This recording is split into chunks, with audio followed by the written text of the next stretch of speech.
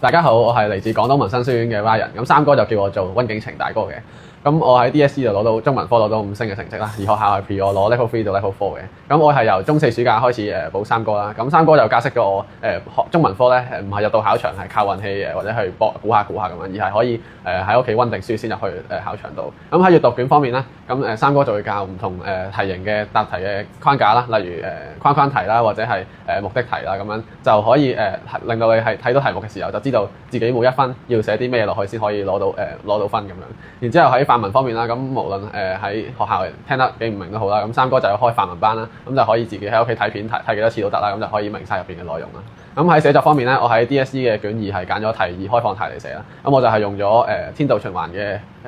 嘅技巧啦，同埋一啲去寫究竟喺人生嘅唔同階段係可以點樣去擁抱不完美啦。咁樣例如三哥嘅課堂都係十分之搞笑嘅，例如我最記得嘅gag 咧就係呢個海婷食2支煙嘅 gag 啦。咁然之後係啦，所以我總括嚟講，三哥嘅課堂係可以學到好多嘢啦，亦都係十分之有趣嘅。好多謝大家。